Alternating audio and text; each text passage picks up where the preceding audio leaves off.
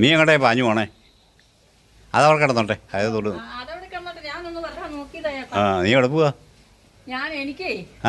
ഞാനത് പറയാൻ വേണ്ടിട്ടാ ഇങ്ങോട്ട് വന്നേ. എനിക്ക് ഹോം നേഴ്സായിട്ട് ജോലി കിട്ടി, ഞാൻ പോവാ നാളെ. ഹോം നേഴ്സോ? നീക്ക് ഹോം നേഴ്സ് പറയാൻ നേഴ്സിംഗ് ഒക്കെ പഠിക്കണം. ഹോം നേഴ്സിന് ഇപ്പൊ നേഴ്സിംഗ് പഠിക്കണം?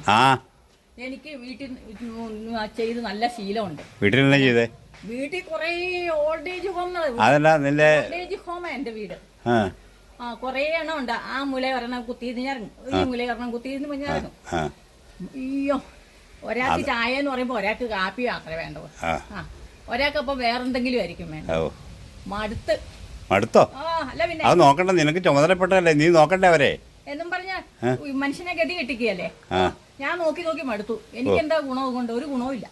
അതുകൊണ്ട് ഞാനേ ഇത് ഒരു അമ്മച്ചിയാ നോക്കിയാൽ മതി, 10-30,000 രൂപ ശമ്പളം കിട്ടും. അതല്ലേ നല്ലത്.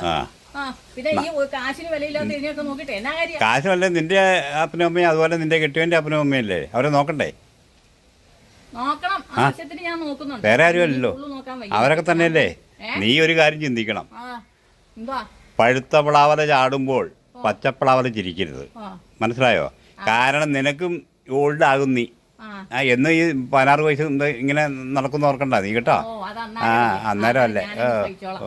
ഇപ്പഴേ ഇങ്ങനെ ഈ ചുമന്നോണ്ടിരിക്കേണ്ട ആവശ്യം. പാവങ്ങൾ അവിടെ വയസ്സായി പോയെന്ന് പറഞ്ഞാൽ അവര് നിന്നെ നോക്കി വളർത്തുകാരാ, അവരല്ലേ.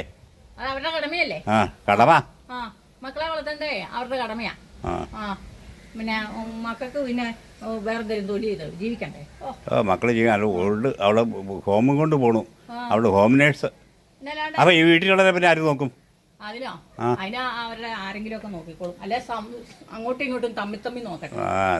തമ്മി നീ എൻ്റെ മോളെ കാലൊരു മുള്ളു കൊണ്ടായാൽ മതി, നീ വീട്ടിലിരിക്കും, മനസ്സിലായോ? അന്നേരം ഈ ഓൾഡ് ആൾക്കാർ നോക്കേണ്ടി വരും നിന്നെ. അയ്യോ, പിന്നെ ഞാൻ കാളയും മുള്ളും കൊണ്ട് ഞാൻ പോയി 10 പൈസ ഉണ്ടാക്കും. കാണാം. എല്ലാരും കൂടെ പരസ്പരം എന്നാ ചെയ്തോട്ടെ. അങ്ങനെ